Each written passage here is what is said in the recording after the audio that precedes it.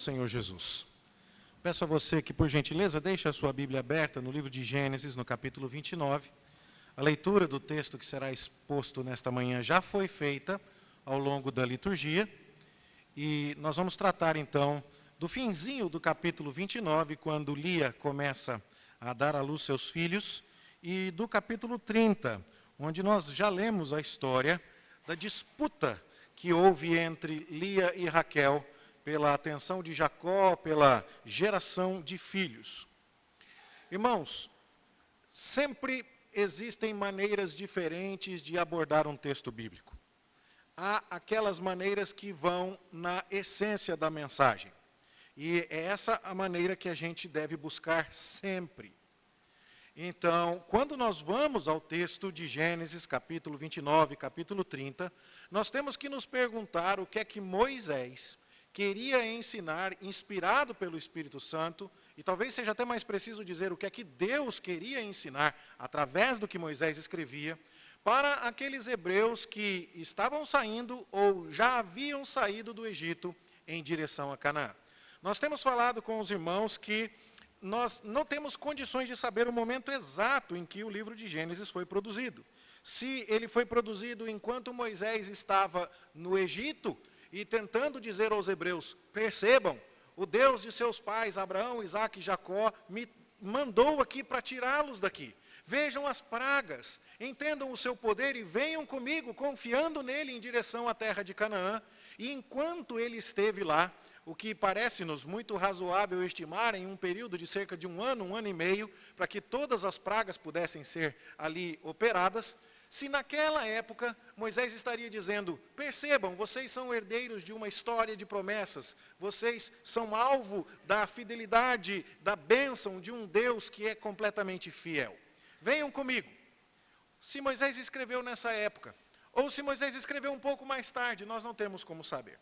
Parece um pouco mais provável que ele tenha escrito o livro de Gênesis durante os 40 anos de peregrinação pelo deserto. No meio da viagem, durante a viagem em direção à Terra Prometida. E então a finalidade do livro de Gênesis seria dizer, percebam, Deus já realizou as pragas, Deus haverá de entregar vocês lá na terra de Canaã. Estão sob disciplina agora por causa da incredulidade, mas quando a hora chegar, não importa se há gigantes morando lá em Canaã, aquela terra que mana leite e mel é a terra que Deus deu a este povo. E é a vocês, que eu lidero aqui em nome do Senhor, que essas promessas se destinam. E não importa o quão imperfeitos vocês sejam, Deus é perfeito. E essa seria a mensagem em todas as épocas, qualquer que seja a época de composição do livro de Gênesis, a ideia de que Deus é fiel, Deus é capaz, Deus é poderoso, e não seriam os pecados do povo ou a infidelidade do povo que atrasariam ou impediriam os planos de Deus. Bom, essa é a mensagem central. E assim, quando nós lemos a história do pecado entrando no mundo, da serpente seduzindo nossos primeiros pais, do pecado avançando nos dias do dilúvio, da Torre de Babel, onde os homens se reúnem para fazer os seus próprios planos e não os planos de Deus, o que nós vamos vendo é Deus conduzindo a história humana e não permitindo que o pecado, que aqueles que o desafiam, que os seus inimigos logrem êxito. Mas é sempre o plano poderoso de Deus, o plano infalível de Deus que vai acontecendo. Deus não conhece empecilhos, Ele não tem limites. Em tudo aquilo que planejou, Ele haverá de triunfar e de ser bem-sucedido. E para que a glória de Deus fique ainda mais exaltada, as promessas feitas lá no início, desde a queda da humanidade, de que um descendente da mulher triunfaria sobre a cabeça da serpente, de que o maior de todos os problemas, o problema do pecado, seria resolvido, nós vamos vendo Deus caminhando para mostrar, tanto ao povo de Israel quanto a nós, como isso seria feito. E aí então, o descendente que vai vencer o problema do pecado vem da família de Abraão, um homem idoso, amortecido, casado com uma mulher estéril, que espera 25 anos para ver a promessa se cumprir. Isso significa, portanto, que Deus escolherá candidatos improváveis, para que fique bem claro que a probabilidade e a garantia vêm do seu poder e da sua força, e não dos agentes humanos capazes e preparados que ele possa ter escolhido. Sim, Moisés foi príncipe do Egito. Sim, Moisés era um homem estudado. Sim, Moisés tinha condição de escrever o Pentateuco. Mas não foi por causa do poder de Moisés que essas coisas aconteceram. E quando a gente vai lendo quem foi Abraão e percebendo os seus vacilos, ao dizer que Sara era sua mulher, ao aceitar a sugestão de sua irmã, quando na verdade era sua mulher, mentindo para se proteger lá no Egito, depois em Gerar, Isaac reproduzindo a mesma falha, quando nós vemos o patriarca falhando ao aceitar a sugestão de Sara para ter um filho com Agar, um filho segundo a carne, nós vamos vendo que até mesmo os patriarcas escorregam. Abraão teve suas falhas, Isaac teve suas falhas, e talvez dentre todos eles, aquele que falha mais claramente é Jacó. Talvez, na linguagem de hoje, Jacó é aquele que enfia o pé na jaca e abre o dedo. Ele realmente rouba a primogenitura com um prato de lentilha. Ele rouba a bênção com mecanismos de engano para iludir um pai cego, com a ajuda da esposa, com a ajuda da própria mãe. E agora foge e vai parar em Padã Arã, para finalmente cumprir a ordem de encontrar uma esposa dentro da família abençoada, da descendência, da linhagem abençoada de Sem. Ou seja, quando o patriarca está fazendo alguma coisa certa, ele começou com os motivos errados. E a gente vai vendo que tudo vai acontecendo do jeito de Deus, apesar dos agentes humanos envolvidos. E nós vemos agora que Jacó está em Padã Arã, está para se casar, né? E aqui a essas alturas ele já se casou com alguém da linhagem abençoada, mas ainda tem muito pecado envolvido. E nós vimos no sermão pregado no domingo passado à noite, que apesar de todos os atropelos, Deus está sendo fiel. Jacó está sendo trabalhado por Deus. O enganador agora foi enganado. Aquele que aproveitou a cegueira de Isaac agora é iludido durante a noite por Labão. Aquele que colocou as roupas do seu irmão para enganar o seu pai e roubar a bênção, agora vê que o seu sogro colocou a roupa de noiva na mulher errada e ele foi enganado também. E ele agora começa a perceber que Deus vai disciplinando a sua vida, trabalhando os seus pecados, mas sem jamais deixar de executar os seus planos. E o que nós estamos vendo aqui é importante destacar, mesmo no meio de toda essa bagunça. Quando termina a questão de com quem Jacó vai se casar e como vai ser a sua família, sabe o que nós temos?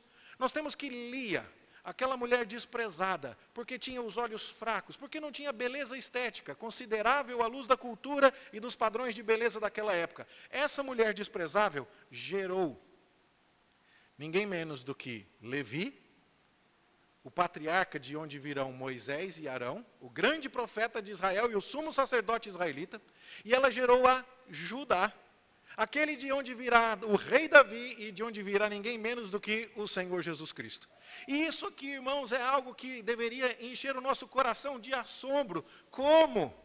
Bom, Deus escolheu personagens improváveis. Foi Abraão, você viu o quanto ele vacilou? Foi Isaac, você viu os erros de Isaac. Foi Jacó, você percebeu as falhas do seu caráter. Foi Lia, você viu o quanto ela era desprezada. Mas foi através dessas ferramentas e desses instrumentos improváveis que o Deus Todo-Poderoso fez vir o profeta, o sacerdote, o rei. E Jesus é da descendência de Lia, uma mulher desprezada. E Deus tirou salvação do lugar mais improvável que pudéssemos imaginar. Dando-nos a ideia, portanto, de que ele não conhecerá empecilhos ou impedimentos em seu projeto de salvar a humanidade. E isso, sem dúvida nenhuma, isso é a lição central que nós devemos encontrar aqui neste texto do livro de Gênesis como um todo e também nessa sessão em particular. Note, Deus está fazendo a obra. Deus não conhecerá empecilhos. Aquele que começou a boa obra em nós é fiel para completá-la até o dia de Cristo Jesus. Ele está conosco todos os dias até a consumação dos séculos. Nele nós somos mais do que vencedores e Ele nos conduz sempre em vitória. E nós não podemos esquecer isso de maneira alguma. Sim, essa é a lição central do texto. E você não pode se aproximar de Gênesis sem entender isso. Mas isso não significa que é a única coisa que dá para aprender aqui. Você também pode abordar o texto olhando algumas outras lições secundárias. Por favor, nunca perca de vista o foco principal. Porque, caso contrário, você vai se distrair com lições secundárias, esquecendo que a grande questão aqui é o que Deus está fazendo. É um livro sobre Deus e sobre a ação de Deus e sobre o Filho de Deus. A Bíblia é isso. E nós precisamos olhar aqui todas as páginas vendo como Deus está agindo. Mas isso não significa que não devamos aprender também em pormenores e em outros detalhes. A gente poderia dizer, por exemplo, que a estrutura familiar de Isaac e Rebeca não era agradável a Deus. Que a ideia de uma mulher que escuta atrás da porta e de um marido que quer abençoar o filho sem contar para a esposa, contrariando as promessas que Deus fez para a própria esposa em revelação especial, bom, essas coisas não estão corretas. E a gente sabe disso. A gente poderia ficar prestando atenção também, e não estaríamos errados nisso, no fato de que o nosso pecado nos alcança, e que Deus nos disciplina, e que Ele trabalhou a vida de Jacó, de maneira que o enganador foi enganado. Isso também não é problemático, é uma lição bíblica e consistente ao longo de toda a revelação. E a lição que eu gostaria de destacar hoje, repito, não é a ênfase central, mas também não é imprópria. É uma lição que está bastante evidente aqui, e eu já tive a oportunidade de comentá-la com os irmãos em 2021.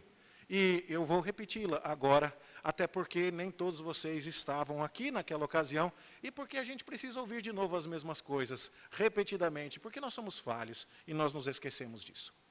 Eu gostaria de prestar atenção com você no que as pessoas falaram. Quando a gente estuda a ciência da interpretação bíblica, a hermenêutica bíblica, se você assistiu, quem sabe, aquele desenho animado do Hércules no SBT, que falava sobre a mitologia grega, você talvez tenha visto um pequeno fantasminha lá, que era considerado um deus pagão, Hermes. E ele era o mensageiro de Zeus, o chefe do panteão de deuses grego. Hermes era o deus do correio. Tá certo? E aí então, o que acontece? A hermenêutica é a ciência da interpretação da mensagem. Vem do deus grego Hermes, vem daí. E quando você estuda a hermenêutica bíblica, você percebe que quando o narrador, que no caso é Moisés, para de falar no discurso indireto, o discurso indireto seria, Raquel falou que precisava ter filhos, ou então era melhor morrer. Isso seria o discurso indireto.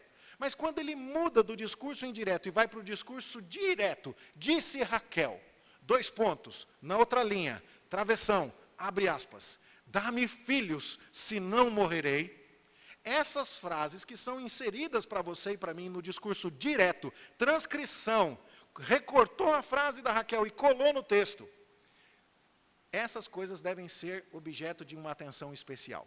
Quando o personagem fala, o Senhor Jesus já disse isso, a boca fala do que o coração está cheio. E aqui você tem algumas frases que são extremamente simbólicas. A primeira delas, que eu gostaria de destacar, é a frase da Raquel, que está no capítulo 30, no versículo 1. Ela vem para Jacó e diz assim, dá-me filhos, senão morrerei. Eu não sei você já viu alguma mulher sendo internada no hospital com crises e indo para a UTI, soro na veia, e aí pergunta para o médico, o que aconteceu com essa mulher? E o médico diz, é porque ela não tem filhos. Isso é uma causa de morte reconhecida pela medicina? Não. Alguma mulher morre por acaso por não ter filhos? Não, a gente sabe aqui que a força do pensamento, da amargura expressa por Raquel é muito diferente. Eu quero tanto ter filhos, eu preciso tanto ter filhos, que se eu não os tiver, não é bom ficar viva, é melhor morrer. Essa é a ideia. E você vai lendo outras frases aqui e vai percebendo que os personagens dessa história estão carregados de muitas, muitas emoções. O Jacó disse o que para Labão, depois que ele terminou de trabalhar 7 anos? Dá-me a minha esposa para que me case com ela, já venceu o tempo. E nós vimos que lá na língua hebraica a palavra é muito mais indiscreta. Já terminei de pagar por ela, dá a minha mulher que eu vou entrar. E é bem mal educado, bem libidinoso o jeito como Jacó se refere à mulher por quem ele trabalhou. Depois você vai ver as falas de Lia aqui. E quais são as falas de Lia? Ela vai dizendo assim, ela tem um filho e no capítulo 29, versículo 32, ela diz assim, o Senhor atendeu a minha aflição, por isso agora me amará o meu marido. E você vai vendo que toda vez que ela tem filhos, ela vai dizendo, agora o meu marido se unirá mais a mim. Agora ela diz, viu o Senhor que eu era desprezada e agora fez isso por mim. E você vê depois Raquel dizendo, eu tenho competido com a minha irmã com grandes lutas e agora estou prevalecendo. E toda vez que esse pessoal abre a boca, sabe o que você percebe? Briga. É um coração podre. São desejos que estão ali mal controlados e que estão revelando os anseios de seu coração e não são anseios de agradar a Deus em primeiro lugar. O que chamaria muito a atenção de quem estivesse lendo isso. Deus está salvando pessoas e tirando da condição de pecado e levando para uma eternidade bem-aventurada e dando a essas pessoas uma descendência numerosa e dando a essas pessoas uma terra e dando a elas paz e dando a elas principalmente salvação do pecado, dando a elas tudo isso, mas elas mesmas, muitas vezes, em tudo aquilo que falam, em tudo aquilo que sentem, em tudo aquilo que pensam, não estão colocando Deus em primeiro lugar. Porque, olha o que Jacó diz. Acaso estou eu em lugar de Deus? Capítulo 30, versículo 2. Acaso estou eu em lugar de Deus, que ao teu ventre impediu frutificar? Essa é a grande questão. Eu estou no lugar de Deus? Você está pedindo filho para mim? E você acha que o responsável por arrumar filho para você sou eu? Eu posso fazer a minha parte, mas eu não produzo filhos sozinho. E nem eu e você, sozinhos, produzimos filho. Bom, sendo o neto de Abraão e o filho de Isaac, Jacó tinha a obrigação de saber que não adianta um homem se unir com uma mulher, os filhos não nascem só assim. É preciso a bênção de Deus. Tanto é que o pai dele nasceu de maneira miraculosa. E ele também. Então, ele está dizendo, Raquel, você está brigando por causa de filhos e está jogando todas as suas expectativas para cima de mim, mas eu não sou Deus. E toma cuidado, porque você pode estar transformando a questão da maternidade em si no seu Deus, no seu ídolo, porque ele não é o Deus verdadeiro. E quando a gente então observa esse cenário, a gente percebe buscas, pessoas que estão olhando para o lado errado. Sim, irmãos, nunca vamos perder de vista a grande história. Deus está tirando da escravidão do pecado e levando para o reino do Filho do seu amor um povo indigno. Ele está cumprindo promessas sobre a terra, sobre a descendência, sobre a bem-aventurança, sobre a sua presença, sobre a redenção a esse povo indigno. Mas nós precisamos olhar para as indignidades aqui e também precisamos nos perguntar, será que eu e você, se estivéssemos ali presentes, teríamos de escutar alguma coisa do tipo, acaso eu estou em lugar de Deus para providenciar para você isso? Que você diz que se não tiver é melhor morrer?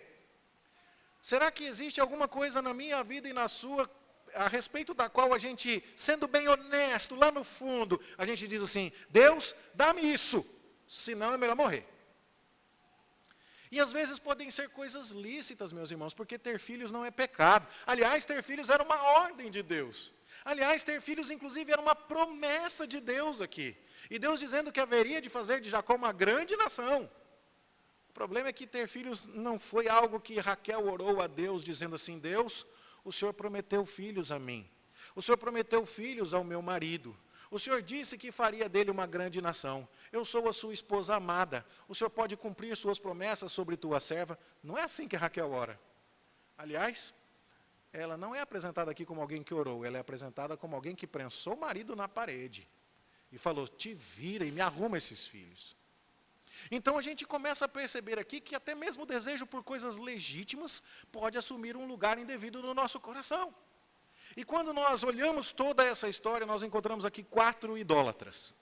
E todos eles representam um tipo de idolatria que pode acometer a todos nós.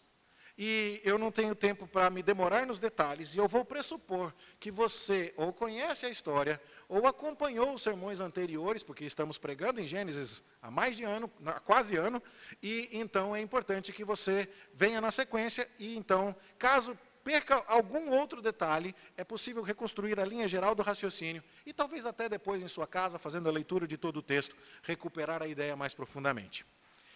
Quem é que entra na história como o primeiro personagem importante aqui? É o Jacó.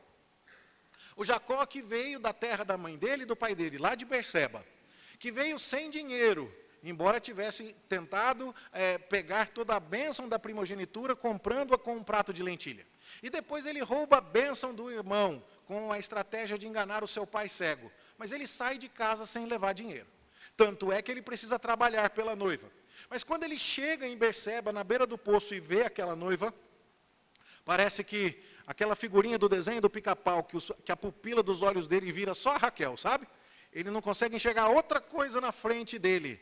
Parece que ele ativa o modo apaixonado. E aí, então, ele não consegue se segurar, ele precisa se exibir para a prima. E ele precisa tirar a pedra que tampa o poço, sem ser convidado para isso.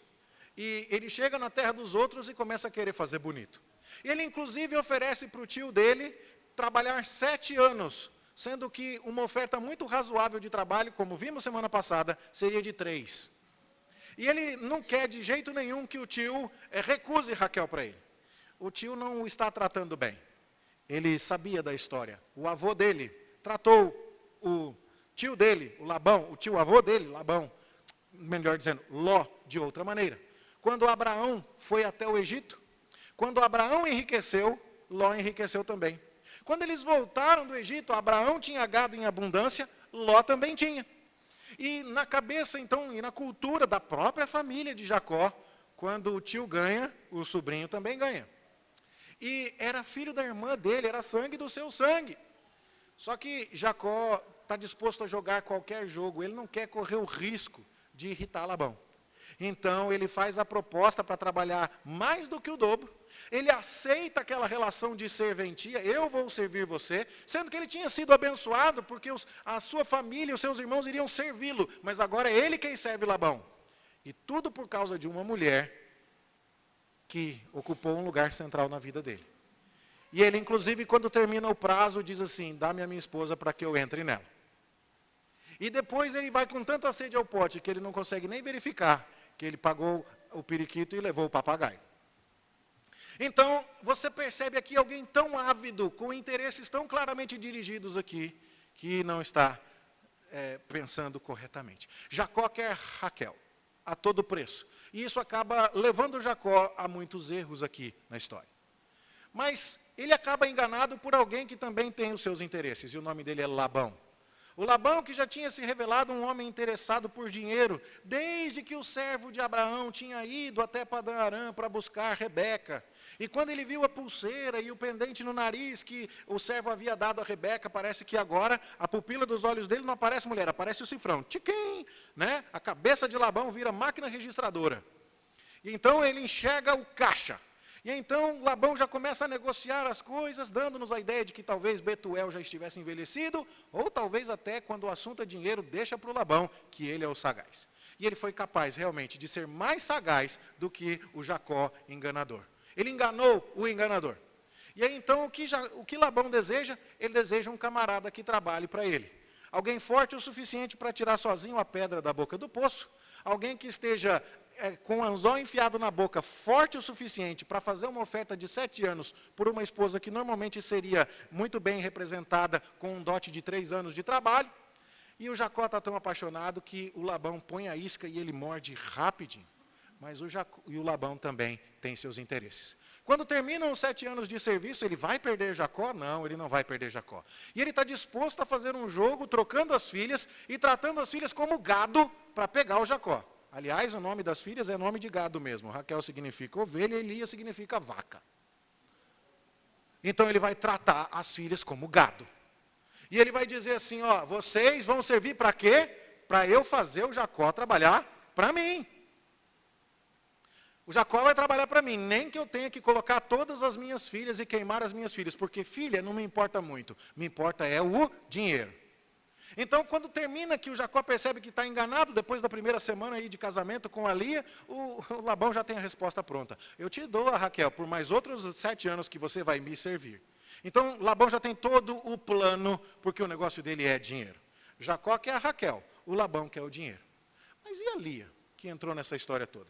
Bom, nós não temos condições de fazer afirmações taxativas, mas bastava a Lia dar uma tossida na lua de mel. Para o Jacó falar assim, opa, peraí, tem alguma coisa errada aqui. Se ela fizesse assim, o Jacó olhava assim, essa não é a tosse da ovelha, é a tosse da vaca.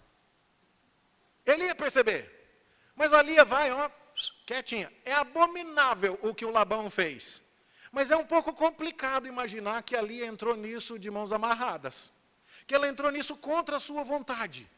E você vai percebendo isso, inclusive, no esquema que você vê ao longo do capítulo aqui.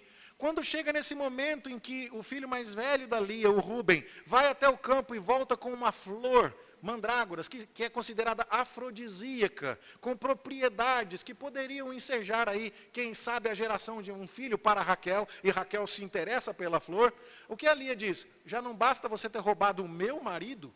Gente, desde quando a história começou com o marido sendo da Lia?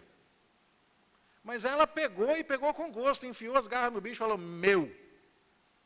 E aí, então, ela parece bastante interessada nisso. Porque ela se junta ao esquema. Bom, o pai aí está usando para ganhar dinheiro, mas ela está usando o esquema do pai para ganhar o Jacó. E toda vez que ela tem um filho, ela fala, dessa vez o meu marido me ama, agora o meu marido vai gostar de mim, agora Deus vai, né? E no quarto filho, só no quarto filho é que ela fala, dessa vez eu vou louvar o Senhor. Aí que ela lembrou que era crente. Porque, em primeiro lugar, o grande Deus dela, o grande ídolo dela era Jacó. Percebe? Jacó quer Raquel, Labão quer Jacó, mas para ganhar dinheiro.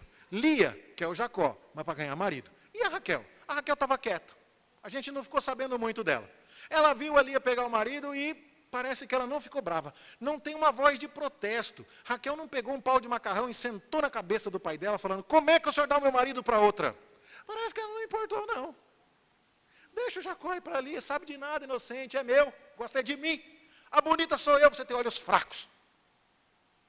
Mas a hora que a Lia começa a dar a luz um atrás do outro, e a Raquel está ficando para trás, aquela que era a bonita, que era a primeira escolhida no time de vôlei, que apresentou o jornal da escola do time de ciências, que foi convidada para aparecer no comercial de televisão, e ficou em segundo lugar para aquela de olho baço, dá licença, gente, dá-me filhos, porque eu preciso ganhar daquela irmã, senão eu vou morrer. E agora você começa a perceber que cada um tem o seu ídolo. O Jacó quer a Raquel, interesses sexuais. O Labão quer o Jacó, interesses financeiros. A Lia quer o Jacó, interesses emocionais. E a Raquel, ela quer ganhar, ela quer ficar na frente. Será? Eu estou recebendo uma revelação aqui agora. Como pastor presbiteriano, eu estou vendo que aqui, no auditório, nesta manhã, tem pelo menos uma pessoa que já caiu numa armadilha por causa de dinheiro, ou por emoções, ou por ficar na frente, ou por amor. Será? Será que a minha revelação veio do céu? Será que eu preciso disso para dizer que todos nós estamos sujeitos a essas armadilhas? A esses ídolos? E é óbvio que isso é verdade. Em algum momento a gente procura o sentido da vida, o consolo das dores, o maior prazer da nossa alma naquilo que não é Deus. E aí então, quando alguma coisa deu errado no serviço, eu me permito um copo de bebida alcoólica para me embriagar. Eu me permito um acesso indevido a um site para poder me consolar. Eu me permito alguma outra estratégia. Eu saio de férias, eu pego o cartão de crédito, vou para o shopping, compro tudo. E volto me sentindo um pouquinho mais leve. Todos nós já passamos por alguma dessas experiências. Porque em algum momento, aquilo que mais dava calor, aquecimento, sentido, propósito ao nosso coração não era Deus. E nós estamos vendo isso acontecer aqui. E o que mais nos impressiona é que Deus foi tão bondoso com esse povo. Que mais à frente nós vamos ler que o Jacó vai embora de Padã Arã, levando a Raquel, levando a Lia, a vaca e a ovelha, vai levando todos os netos e vai levando todo o dinheiro que ele ganhou. Mesmo que o Labão tivesse tentado mudar o salário dele 10 vezes, não deu certo. O dinheiro não ficou para o Labão. Ou seja, o ídolo que o Labão tanto cultuou, deixou decepcionado. E aí a gente vai ver que o Jacó, que gostava tanto da Raquel, vai ficar viúvo, Raquel vai morrer. A gente vai ver que a Lia, que gostava tanto do Jacó, não vai levar o Jacó. E mesmo que o Rúben tenha tentado dar uma forcinha, porque quando a Raquel morre, quem sabe agora o Jacó presta mais atenção na Lia. E para ter certeza disso, o Rúben, que é o filho mais velho da Lia, vai lá e se deita com a concubina do seu pai, com a serva da Raquel, meio que para estragar. Meu pai não vai beber dessa água, meu pai não vai ousar ficar com a serva da Raquel, ao invés de ficar com a minha mãe. E o Rúben vai lá fazer essa maldade. E o que acontece é que o Rúben perde o direito de primogenitura entre os seus irmãos e nem assim a Lia se torna a favorita e amada do Jacó. Ela não levou. E por fim, a Raquel. A Raquel teve José. E aí você vai ao texto bíblico e vê que depois de toda essa confusão, ela deu à luz a José, e no verso 24, assim que ela teve José, ela diz, dê-me o Senhor ainda outro filho. Por quê? Porque o único que é capaz de saciar o nosso coração é Deus. Você viu Lia tendo filho? E ela tem o filho, e tem mais um, e tem mais um, e se deixasse quando ela parava, nunca. Ela ia ter filho a vida inteira, até o Jacó aparecer. Porque é isso que o ídolo faz, ele não sacia. Quanto dinheiro você acha que Labão precisava para se sentir satisfeito? E a resposta é, mais. De quanto dinheiro uma pessoa gananciosa precisa? Mais, mais. E aí então você vai vendo aqui, o Jacó termina sem a Raquel, que morre. A Raquel ganha o filho, o segundo Benjamim, depois de ter José, e morre no parto. Morre do ídolo, morre do filho. O Jacó sem a Raquel sem os filhos, a Lia sem o Jacó, o Labão sem o Jacó. Ninguém levou o que queria ganhar. Dando-nos a ideia, portanto, de que o ídolo nunca satisfaz, e Deus, em sua misericórdia, foi só tirando os ídolos. Qualquer dia que você quiser rir bastante do seu pastor, você pede para a Priscila mostrar o vídeo que a gente pulou de paraquedas. O que aconteceu? O instrutor dela explicou para ela que você não pode grudar na parede do avião na hora de pular. Porque você pode ter um movimento de reflexo e ficar grudado e com medo e não soltar. Só que eles calculam o tamanho do instrutor de acordo com o tamanho do paraquedista auxiliar. Então você imagina que o instrutor da Priscila era um homem maior do que eu, e o meu instrutor era um homem menor do que ela. Então você imagina como é que foi a disparidade das coisas. E o instrutor dela explicou tudo direitinho. Então você vê ela pulando, e ela está pulando, é uma beleza. É uma coisa linda de ver, é plástico. Quando você vai ver eu pulando, na porta do avião, o meu instrutor não explicou. E eu estou segurando aqui, sabe? Segurando aqui. E aí o instrutor só me dá aquela orientação gentil, assim, um tapão na mão. Tira a mão daí, rapaz. Por quê? Porque não dá para fazer um salto bonito se eu estiver agarrado no avião e não querendo pular. Ele não explicou direitinho, não. Mas sabe o que ele estava dizendo? Se você vai aproveitar mesmo a viagem, confia e vai. Não fica grudado em mais nada, não. E quando a gente está grudado em outras coisas e falando, eu preciso de filhos, eu preciso de dinheiro, eu preciso de um grande amor, eu preciso ser a primeira colocada, eu preciso ser igual a Labão, eu preciso ser igual a Lia, eu preciso ser igual a Jacó, eu preciso ser igual a Raquel. Nós não estamos entendendo que estamos presos a ídolos e nos impedindo de viver a beleza e a glória de uma viagem onde Deus está dizendo, pode deixar, sou eu que vou levar você daqui até lá. E eu queria perguntar para você, seu coração ama alguma coisa de maneira desordenada que possa ser considerado um ídolo? Eu creio que a resposta para todos nós, se formos honestos, é dizer sim, em algum momento da minha vida, talvez até agora, eu estou gostando de alguma coisa, tanto, que eu estou deixando Deus para depois. E é preciso fazer esse exame com muita sinceridade, porque podem ser coisas lícitas. Eu quero ter uma boa família, não é nenhum pecado isso. Mas depende do preço que você está disposto a pagar. Eu quero me ver livre de trabalhar pela CLT, quero ter o meu próprio negócio, não é um problema em si, mas depende do preço que você quer pagar. Eu gostaria de me casar, não é um problema em si, mas que preço você pagará para isso? Tantas e tantas coisas que nós podemos desejar e para as quais a gente pode pecar no processo de tentar obtê-las, elas serão para nós um ídolo do coração. E nós precisamos tomar cuidado, muito cuidado com isso. Deus vai fazer a obra. Deus não vai ficar impedido de salvar um povo indigno. Deus não deixou de fazer de Lia a mãe de Levi, a mãe de Judá e por isso a mãe de Jesus. Mas a gente vai vendo aqui quanto sofrimento essa mulher trouxe sobre si e quanto sofrimento Jacó, Labão e Raquel também trouxeram sobre si por olharem para o lugar errado. Nós precisamos prestar atenção nisso, meus irmãos, e fugir da idolatria. E buscar a Deus em primeiro lugar. O Deus que é fiel às suas promessas, o Deus que é o tesouro verdadeiro, o Deus que é aquela única coisa que ninguém pode nos tirar. Nosso tesouro tem que ser ajuntado lá no reino dos céus. Lá a traça não corrói, a ferrugem não consome, os ladrões não escavam nem roubam, a esposa não morre, o empregado lucrativo não vai embora. Lá o tesouro que lá está é um tesouro permanente. Pensemos nisso, meus irmãos, e roguemos a Deus que oriente o nosso coração em sua direção. Examinemos a nossa vida para ver se há qualquer coisa ocupando um lugar em que a gente possa se juntar a Raquel e dizer, dá-me isso, senão morrerei.